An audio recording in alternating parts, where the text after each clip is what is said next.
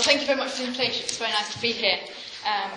As Angela said, it gives me the chance to talk about two studies which I'm closely involved with, and to talk about two of my major interests that go back to when I did my doctorate, which are longitudinal research and research which investigates ethnic group differences, compares ethnic groups, ethnicity, and they've continued to be a core part of my research and major interest of mine since.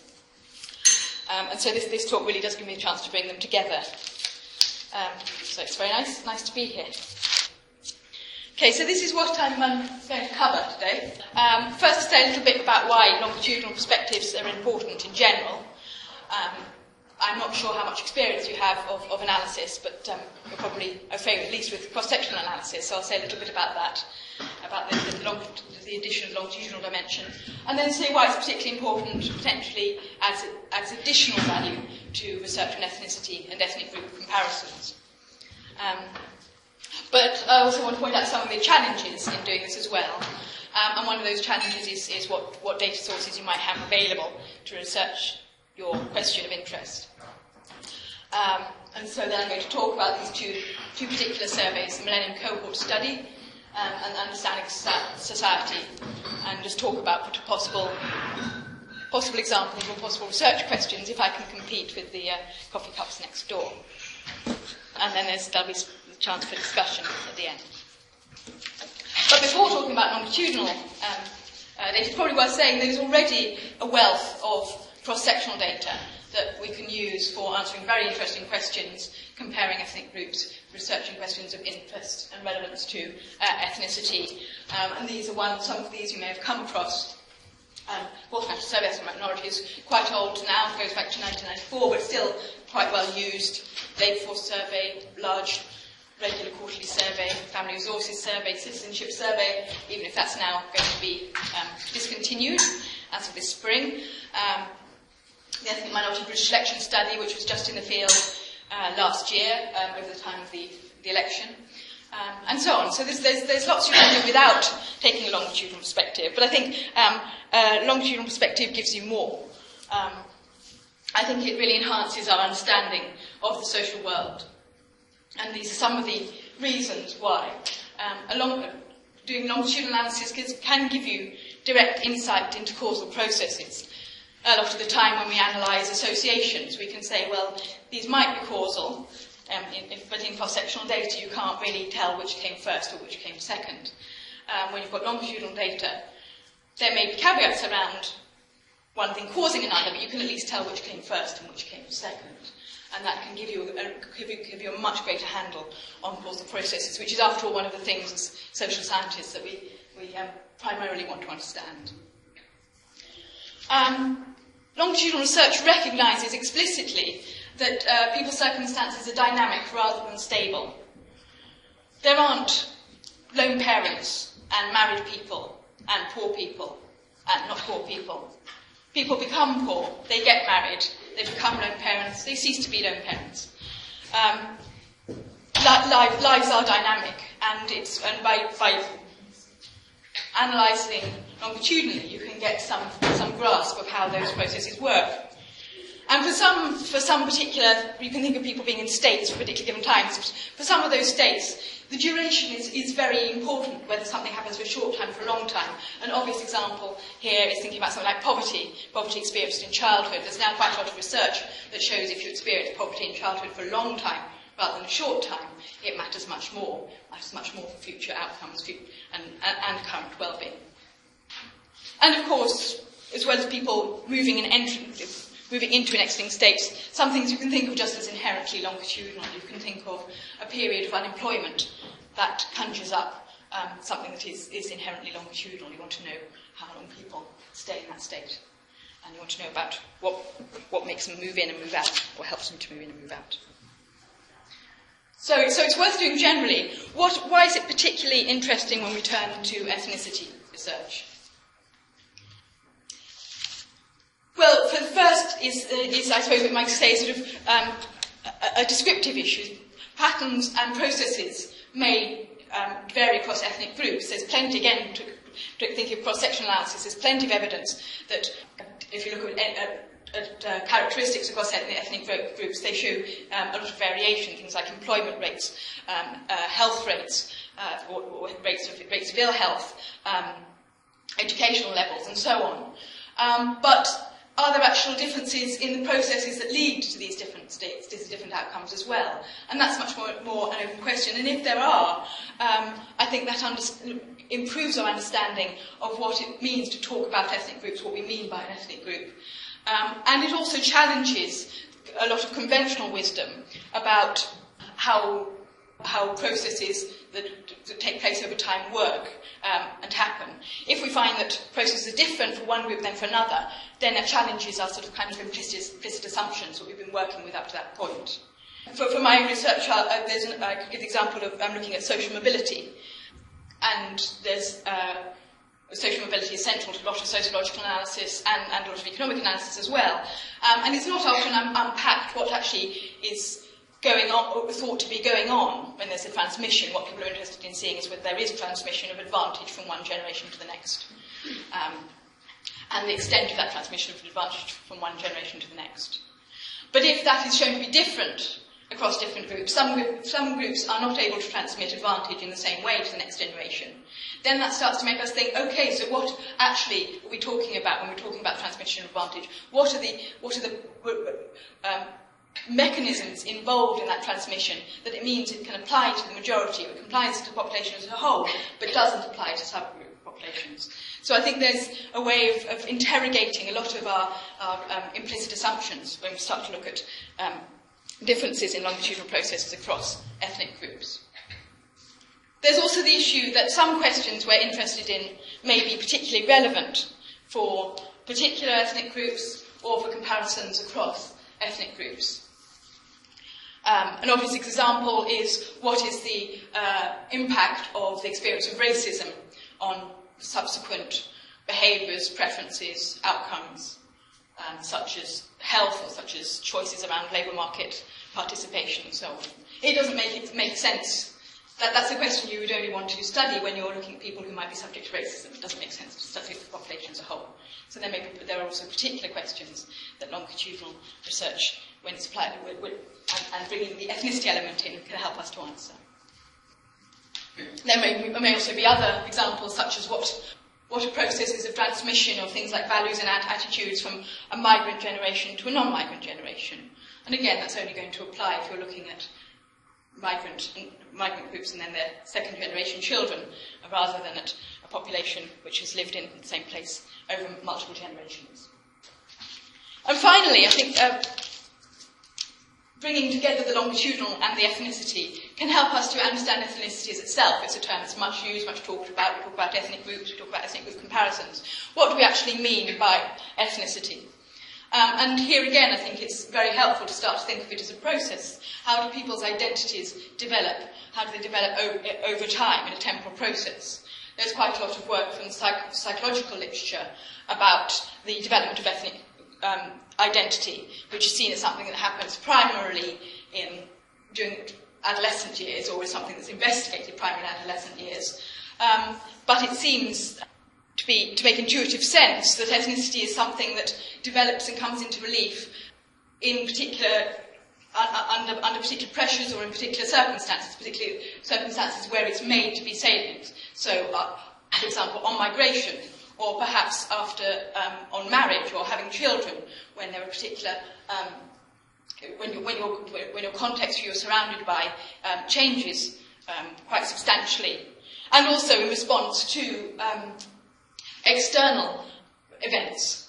So how does so there's been a certain amount written about how the what's often called the Rushdie affair influenced how people thought of themselves and began to see themselves as Muslims, where they perhaps previously hadn't identified in that way, at least not as a sort of transnational identity or as a dominant identity. You can think again that there are similar external events which may bring ethnicity into relief, and we can start to think about how that changes people's self-perceptions and gives us some insights into what ethnicity means. And you can't do that at a single point in time. You have to do it over time. But this doesn't mean that it's necessarily easy.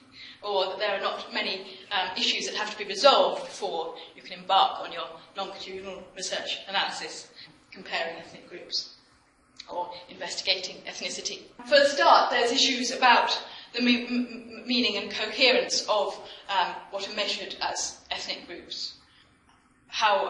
What we might think of as our definition of an ethnic group or of ethnicity relates to what we find in the data sources. How we can employ that as a consistent measure over time, and to which it is meaningful to do so. We may be treating it as something that's inherently stable, but then if we're looking at variation, then how do we look at variation within what we are presupposing is a stable ethnic group? That itself changes. There are challenges in terms of simply the diversity between groups.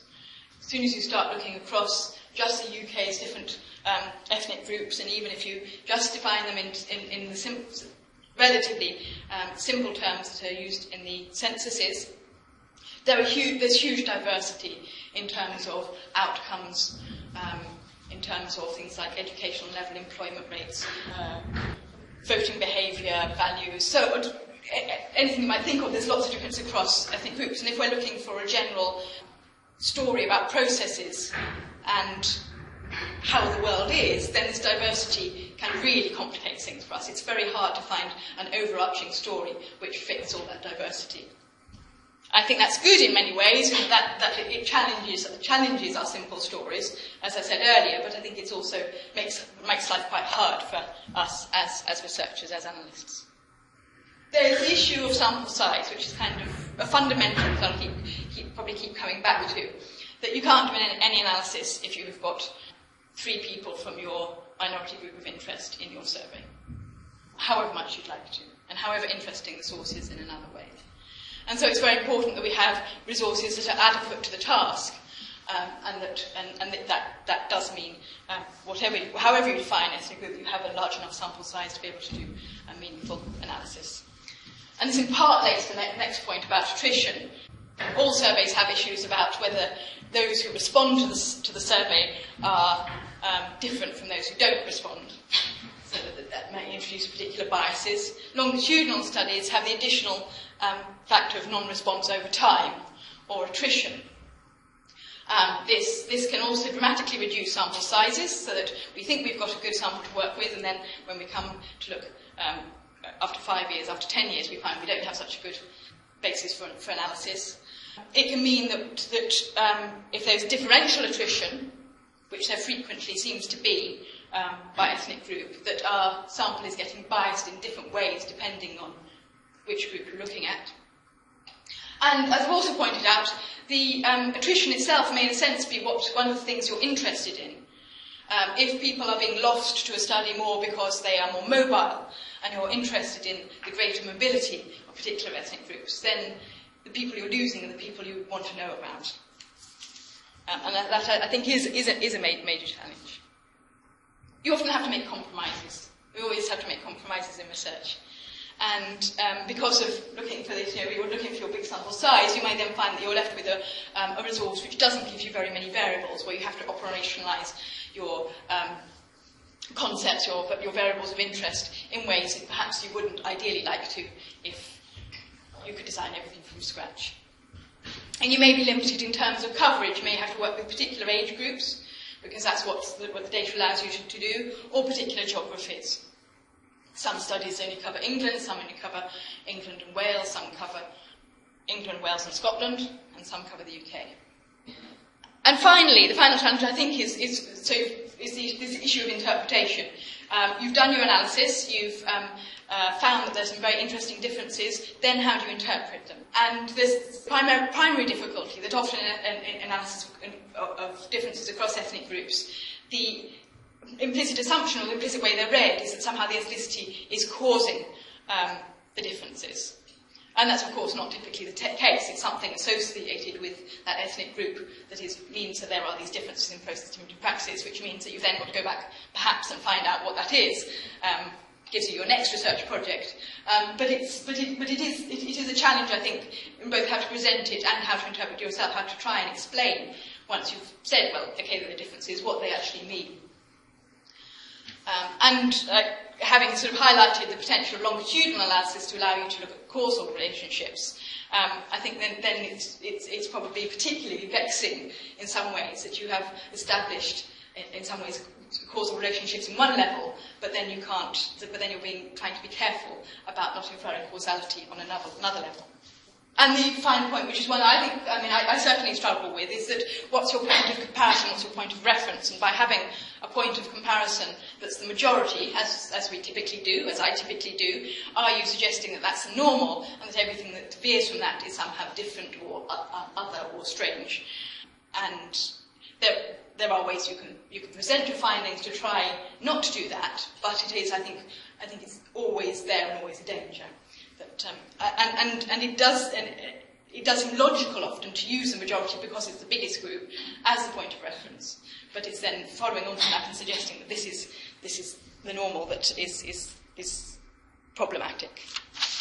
I thought I'd just say a little bit more about that initial point about ethnic group categories and definitions, because it's one that I think is worth thinking about what the potential is when you are studying ethnicity.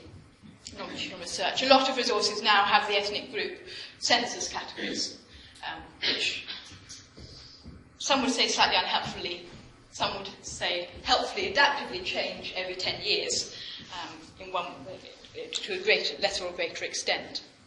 And that gives you a recognised, though not necessarily very coherent, very meaningful measure of ethnic group. Others, if they have them in the survey, might favour what are sometimes considered objective measures, which are based on actual country of birth or parents' country of birth, where to find out where people's national origins are and identify ethnicity through that. There are clearly problems with that, which I don't think I need to tell you, but it is one approach, a way of sort of cutting up your groups, and relates to what your research question is and what processes you think are going on. If migration in some form is seen as fundamental, then this isn't necessarily such a problematic approach. And then there are other dimensions, which is why I've changed from round brackets to square brackets, which might be seen as intersecting or helping refine your definition of what your ethnic group is, what your point of comparison or point of interest is, which are contained in some sources, such as religious affiliation, language spoken at home, how people identify in terms of their national identity. And sometimes there are additional questions as well on that you can talk about your national identity, and you can talk about the extent to which you feel British in some surveys. And then there's legal citizenship, again, which may be a relevant way of categorising people for certain research questions. Or you might want to think, as I say, about combinations of these, or how one's mediated by another. And then quite increasingly, quite a lot of research tries to bring them together, so people start to talk about analysing ethno-religious groups, where they see the ethnic group categories are offered by censuses as not being sufficient in representing meaningful, coherent groups, but that if they're broken down by religious affiliation, so on top of that, then that gives much more meaningful categories or groups. So you talk about Christian, Black Africans, or Muslim Indians. So what sources can we use? As has been made clear, I'm going to concentrate on these two sources for longitudinal research of ethnicity, but I just thought I'd say a little bit first about the other things, just because they could be useful to you, and they do have a lot of potential, even if they also have limitations. So you can think of administrative data being an option, which I've used in early research. I've used benefit data, for example, but you could also think of administrative sources like the National Pupil Database, or health records are collected with varying levels of ethnic group information. You do need to have ethnic group in your administrative records, clearly, if you're going to use them to analyse ethnic group differences, and the extent to which that information is collected or is well collected is robust. It varies across sources, but they do have the advantage that they are often large, because they're representing populations rather than samples, and that also gives them a level of completeness for the population under consideration, but only for the population under consideration. If you're looking at school children and you're working with the National Pupil Database, that only covers children in state education and misses out, for example, the 10% who are in principles. The ONS longitudinal study, I think, is a great resource. It's a 1% sample of the 1971 census, and it's updated over time, so it remains representative of the population at each subsequent census. Being a 1% sample, it has large numbers.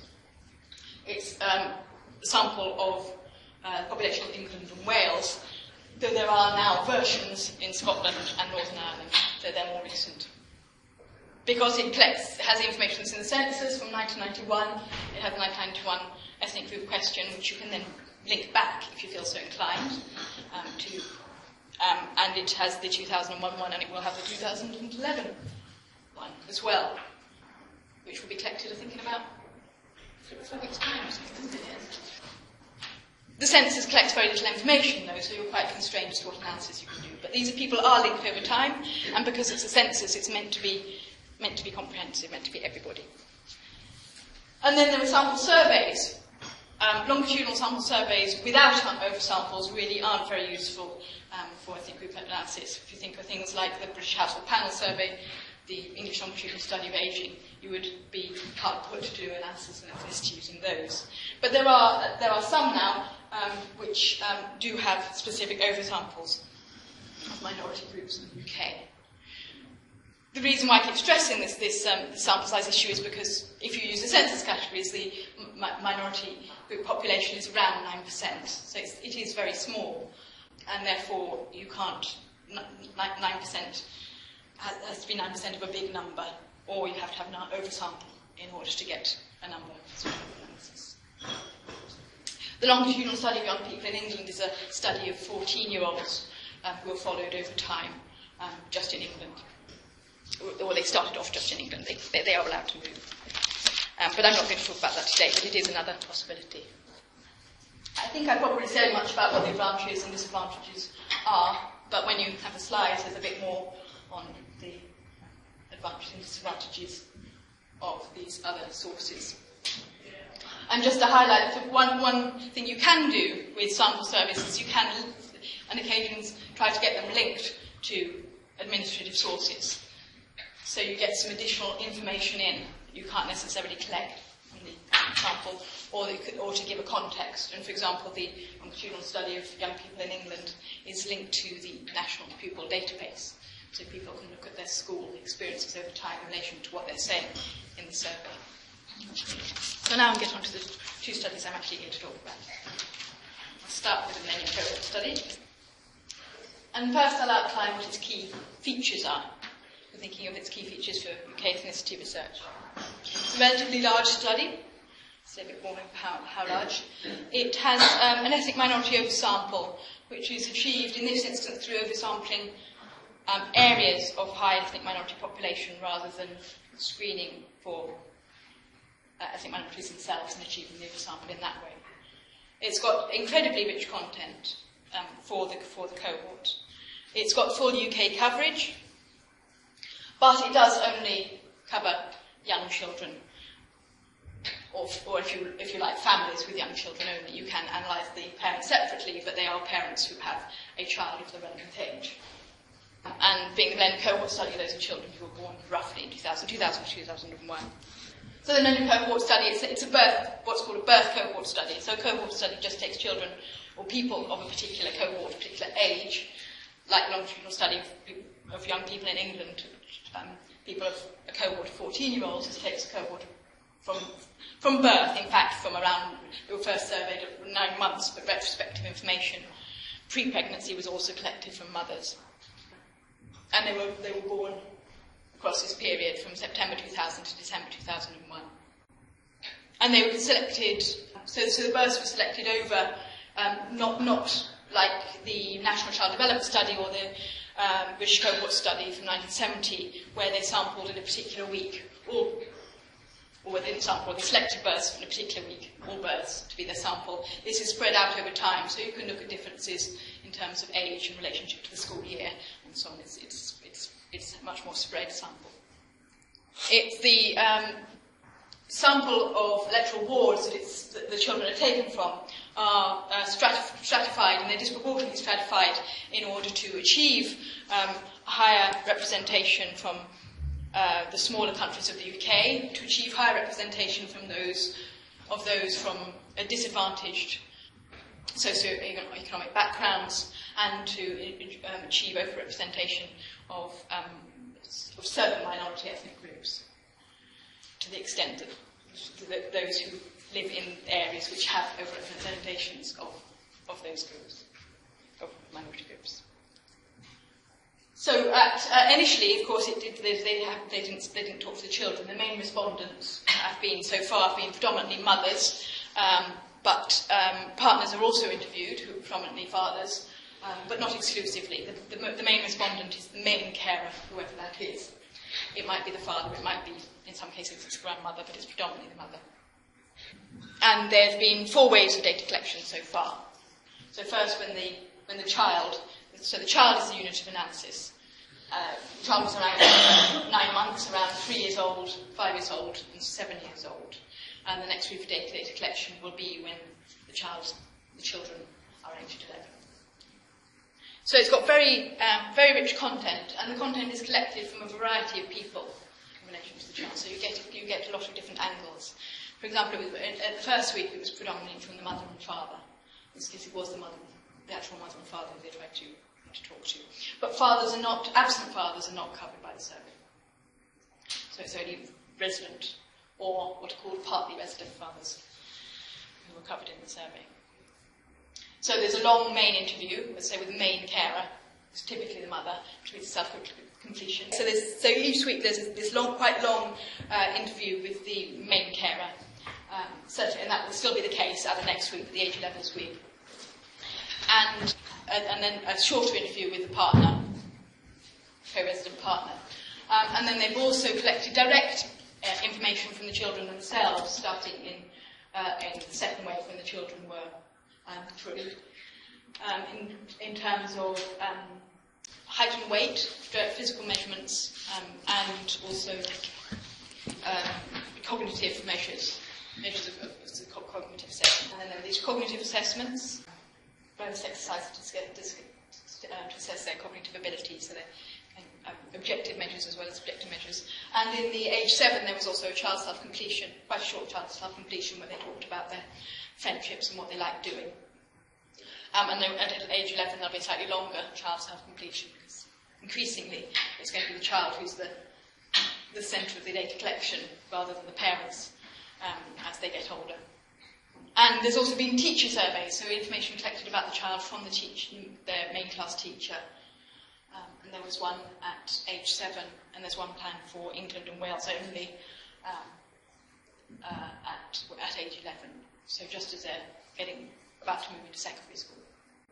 And so you can look at the different reports from both child, parent, and teacher in some areas of the child's life, where they're answering similar sorts of questions.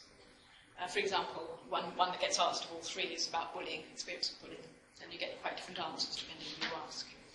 So there is very rich data. A lot collected, a lot that can still be used. And why is it particularly interesting for ethnicity research? Well, I think there's the issue about it being about children, and a higher proportion of children than of the population are of minority ethnicity. This is likely to continue to be the case.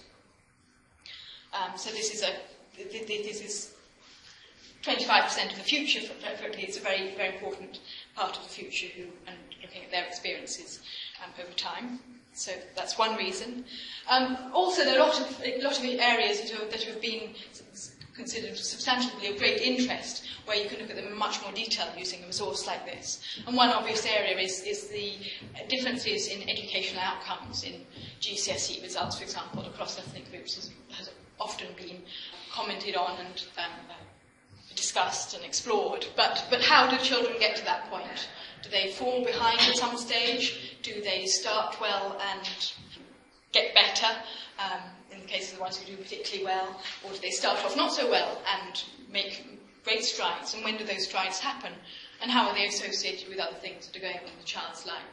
And using a resource like the MCS, you can start to explore those issues. At age 3, there was the measure of something called school readiness, and it was started to look at differences about school readiness and then how those related to outcomes actually when the child entered school. And it does reveal some quite interesting differences across groups, but also interesting differences in trends, with some catching up and some falling behind. There's also, as you'll know, there's huge interest in health outcomes, how they develop, how they're transmitted through families, and again, how differences in health outcomes across groups, what are the factors that are helping to shape those, or when and how do they develop. There's been quite a lot of interest and quite a lot of continuing amount of research on obesity, given that this has been seen as an obesity epidemic, which is thought to have now peaked for the current population of children. But these children are actually kind of the ones who are there at the age for when it was peaking. There's possibility of looking at factors such as low birth weight. Again, it's an area where there's known that there's quite a lot of differences in birth weight if you take the ethnicity of the mother. And we also know there are quite a lot of differences in later life outcomes by those ethnicities. But the actual connection between birth weight and later life outcomes across ethnic groups has not been very fully studied. And there's different, depending on which research you look at, there's slightly different stories, but there are some studies which are suggesting that actually birth weight itself isn't very closely associated with whether children go on to do well or bad. That it's other factors in their environment. And there are some things that you can only research using MCS if you want to look at them. And this is where, when I've gone to the next slide, where I'll give you an example from my own research. I'm particularly interested in poverty and poverty dynamics. And if you want to look at poverty dynamics across different ethnic groups, this is the only source you can do it in. The income data may not be the best income data ever, but it's the only possibility. And so that's another reason why you might want to use it. It exists and other things don't. So this just gives you an idea, using the breakdown of categories as used in the survey data, of some of the numbers and how they're changing over time. So to give you some grasp on that. Because different ethnic group questions are asked in Scotland and Northern Ireland, the breakdown has to be taken out of that. So, for example, the mixed categories are broken down across the children as a whole, because it can't be for the UK. But you can get back to the England. You can get back to the England one if that's something you're particularly interested in, though the numbers are somewhat small. So, this is a very random flavour of some of the research that's been done that takes account of ethnic differences or ethnicity. And I've just phrased in terms of research questions that have been asked. So, looking at differences in children's cognitive and non-cognitive outcomes at ages 3 and 5.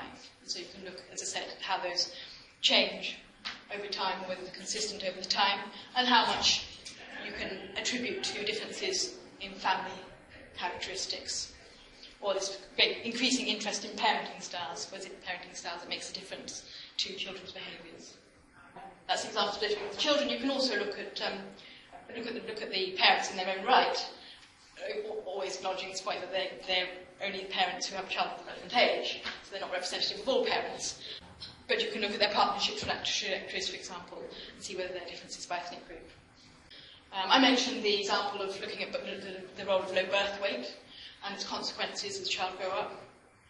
And you can look, for example, at things like neighbourhood social capital and the different neighbourhood social capital of different groups, and what that means for families' outcomes and families' behaviours, and things like mobility, even geographical mobility over time. Can I ask you, Lucinda, does information like stats get added on, and also information about the neighbourhood? There's special licence versions of the data are released with information on super output area, ward, and district, I think is the third one.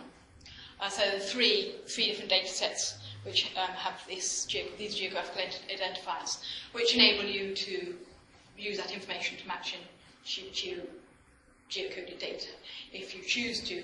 And then there are a small number of derived variables which are geographical level, like the index of multiple deprivation, or the indices of multiple deprivation, which again are different across each country.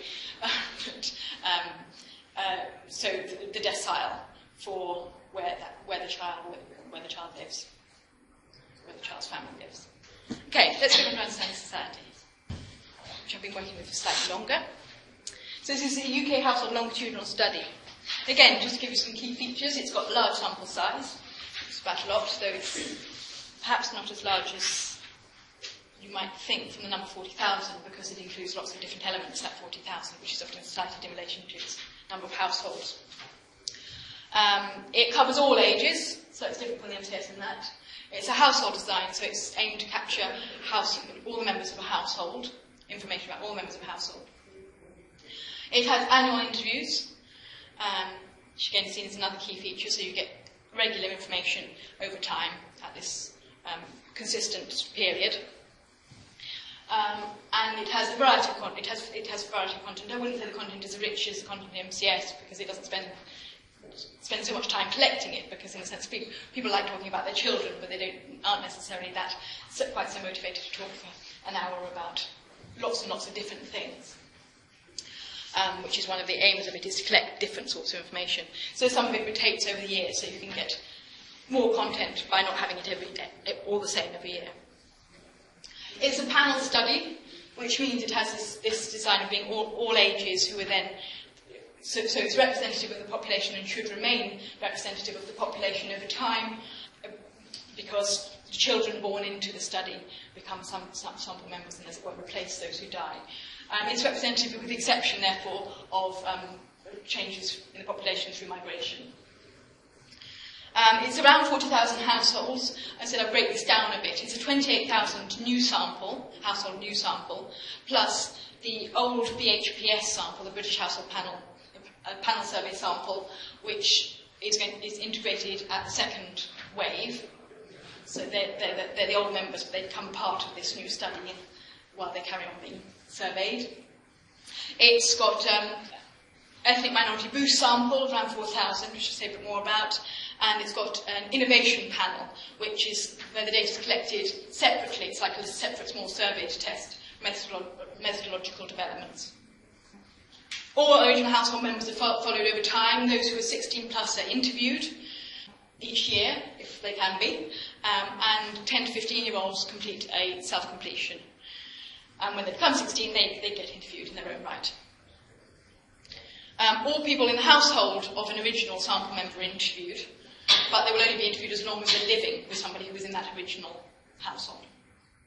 So if someone moves out of their home, lives with somebody else for a while, they will get interviewed, but if they then move on and live with somebody else different again, then that person they live with temporarily won't be interviewed.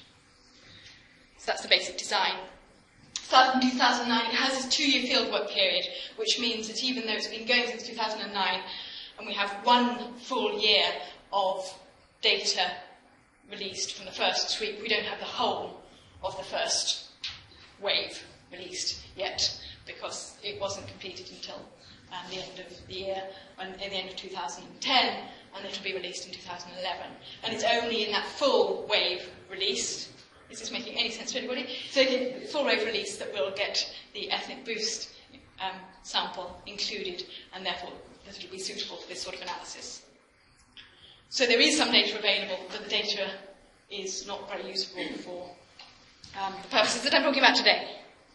And I just thought I'd highlight that there were specific detailed identity questions in Wave 2, which will therefore, by the same math, become available in the autumn of 2012, if you're looking ahead to projects you might be interested in that.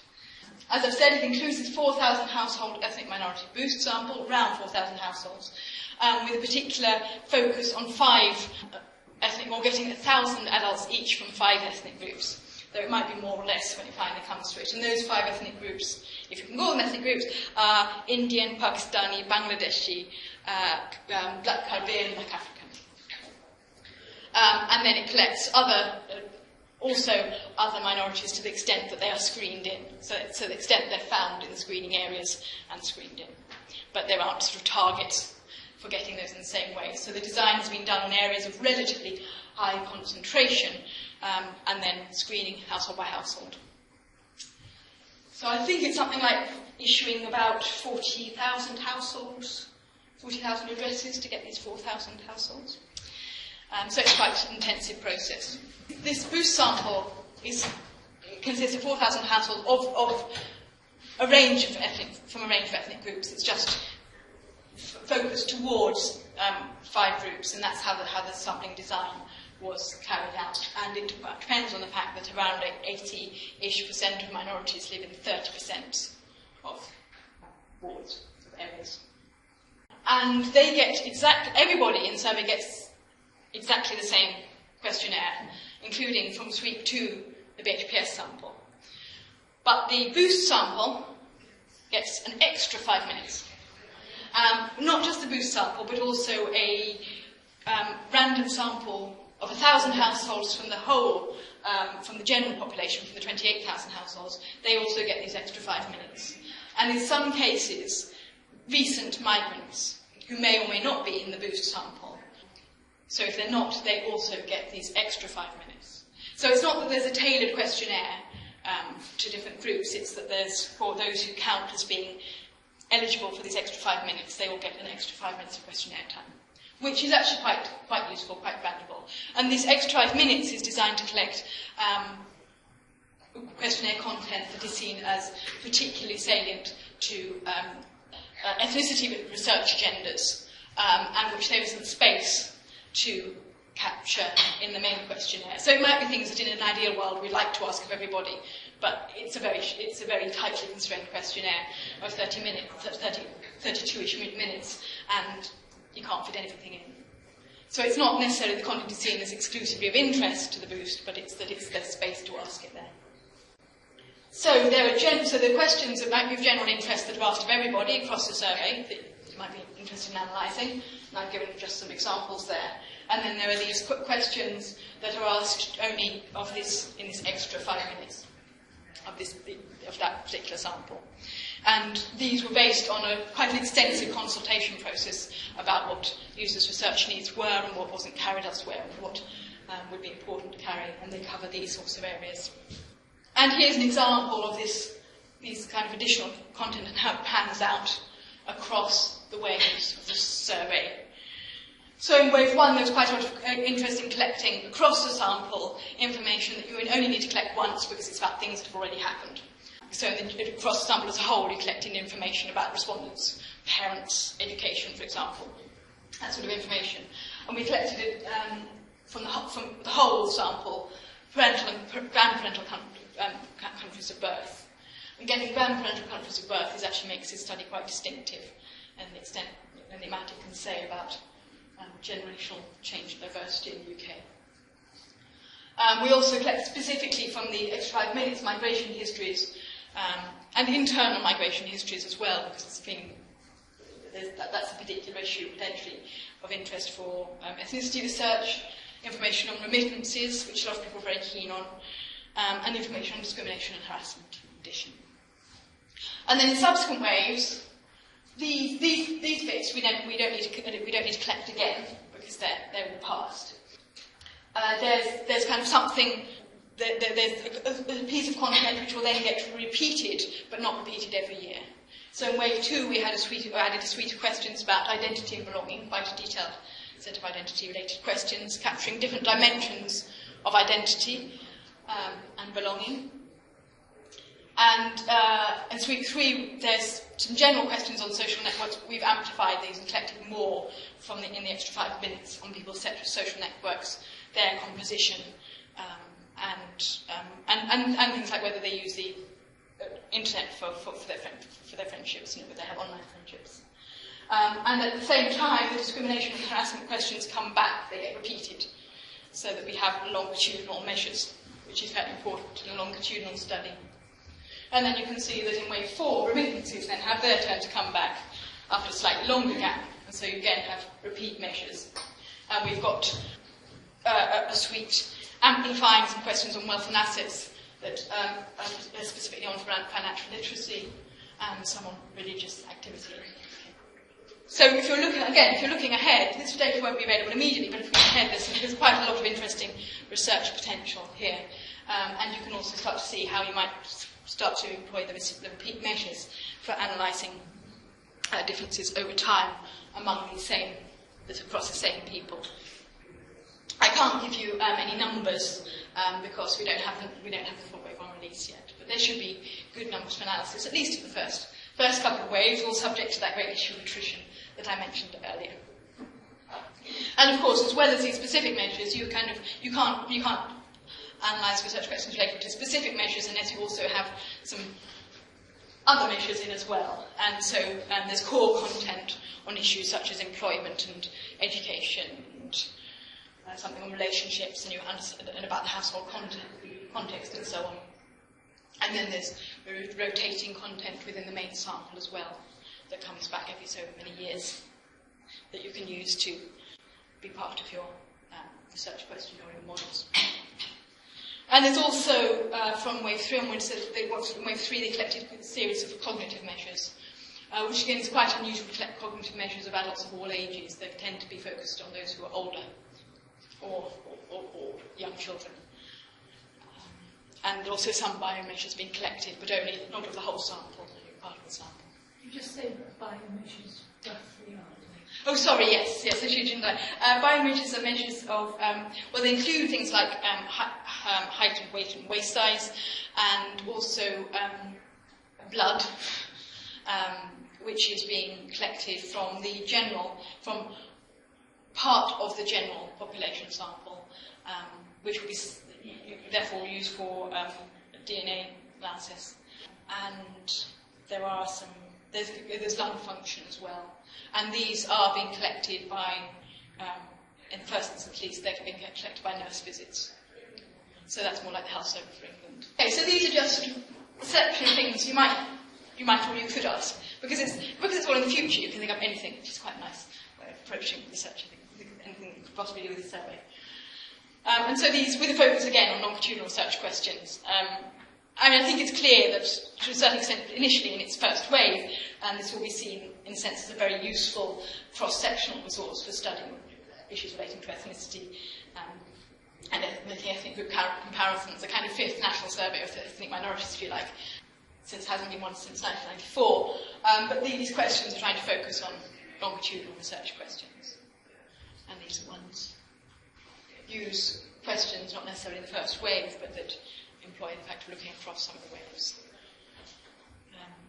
I know the people who are very keen looking at migration, some people are very keen looking at internal migration. I'm very interested in looking at these questions on identity. Cross-generational transmission of values and attitudes, I think, is quite an interesting general question to look at. But that's looking quite long term, because we've got the children who will grow up into the adults. You can then look really across generations in the fullness of time, without using retrospective questions. Lucinda, when you said that there was about 1,000 households for each minority ethnic group. No, 1,000 adults. Adults, right. Yes. Okay. You were just thinking the numbers didn't add up, yes. I was just trying to work out how many numbers you would get. Right. This is the aim just in the boost. There'll also be representation of the minorities across the survey as they are represented in the population.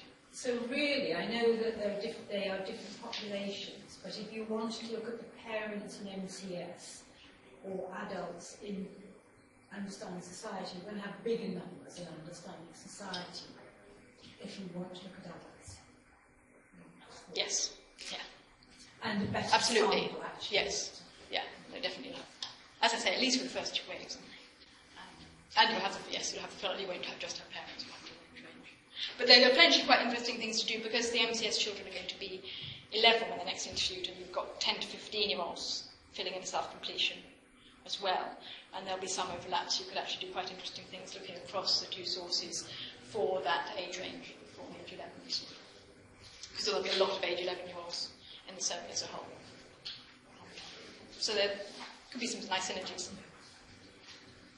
And so I also tried to pick up some research questions potential research questions that use this child self-completion, because in the BHPS certainly it was used, but it wasn't used that heavily, and I think it's got a lot of potential. Children are asked their ethnic group in child self-completion, and their ethnic religion as well. And there's a lot of their questions around bullying, and I think that's quite an interesting question we could look at, consequences over time. I just thought I'd pass the discussion. I just draw some conclusions from what I've been saying, that I think longitudinal research offers very specific insights into the social world, very valuable insights into the social world. And that we already know that patterns and processes are not common across ethnic groups, and so I think there's a lot more to be done to investigate them further and to understand them further. And that they have value in and of themselves, but also, as I said, to challenge our assumptions and to illuminate potentially what the mechanisms are involved in processes of transmission or patterns over time. I think there will remain constraints. I think there will be an ongoing issue about sample sizes, and for example I showed you the numbers for the MCS, which are good, but they're not. If you're trying to look at sort of subpopulations, if you're trying to look at lone parents, for example, only, there are constraints. And then there may be trade-offs, depending on what sources you're looking at, between size versus content. So you've got the richness of the content in the MCS and also an understanding society, but you may, in the end, want to use your ONS longitudinal study because it gives you a long time sweep and larger numbers for what you're wanting to research. And I think I probably harped on enough about the causation issues, that even if you can look at things that happened before and after, you can't necessarily assume causation. And you certainly can't assume that ethnic group is causing differences. But I think there's loads that can be done, nevertheless. And I think there's loads that can be done with these two resources. And these are the websites where you can get them. If you go to the general CLS website, then there's a tab which takes you to the MCS. And it has all the instruments, so all the questionnaires, and some descriptive findings for each wave, each sweep. So there's sweeps for the MCS and waves for understanding society. And similarly, understanding society, you can get the instruments for waves 1 and 2, and also for the innovation panel.